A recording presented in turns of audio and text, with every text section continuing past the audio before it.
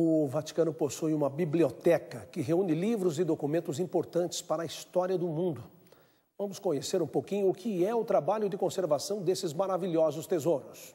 Páginas sutis e preciosas que sustentam o peso de uma memória milenar. Sobre elas está impressa a história da Igreja. Milhões de códigos, pergaminhos e registros compõem o majestoso mosaico documental do Arquivo Secreto Vaticano. Um tesouro muito frágil para resistir aos efeitos nocivos da luz, dos séculos e dos agentes biológicos. 8 profissionais do Laboratório de Conservação e Restauro garantem a sobrevivência do arquivo. Cotidianamente, dão suporte e intervêm sobre os bens arquivados com técnicas pouco invasivas e com respeito às obras que devem ser salvas.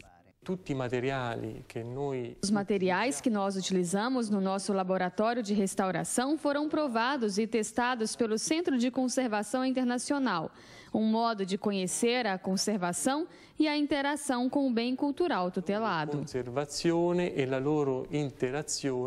A manutenção dos materiais mais frágeis e o restauro das condições originais dos pergaminhos fazem parte das obras mais comuns realizadas neste laboratório.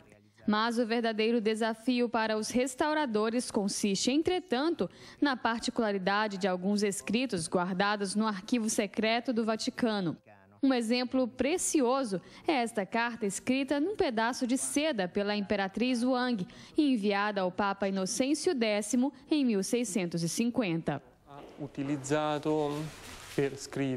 Cada cultura, em seu tempo, utilizava para escrever os materiais que tinha à disposição.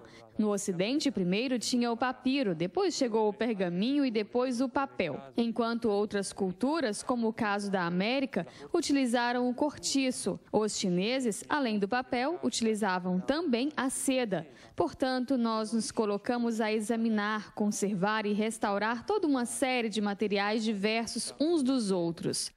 Isto é um arquivo que contém uma documentação vinda de todo o mundo e, por isso, os materiais são variados.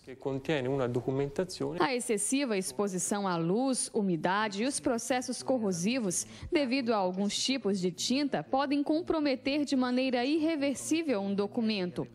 Todo o volume tem uma identidade própria e o primeiro passo a ser cumprido pelo restaurador é justamente conhecer a história de cada material. Há 400 anos, diversos documentos importantes para a Igreja e para a sociedade foram reunidos na Biblioteca do Vaticano. Mas hoje, muitos destes documentos já podem ser vistos pela internet. Eles foram escaneados e publicados na Biblioteca Virtual do Vaticano. Manuscritos como a Bíblia do século IV, escrita em grego, ou até arquivos de famílias nobres.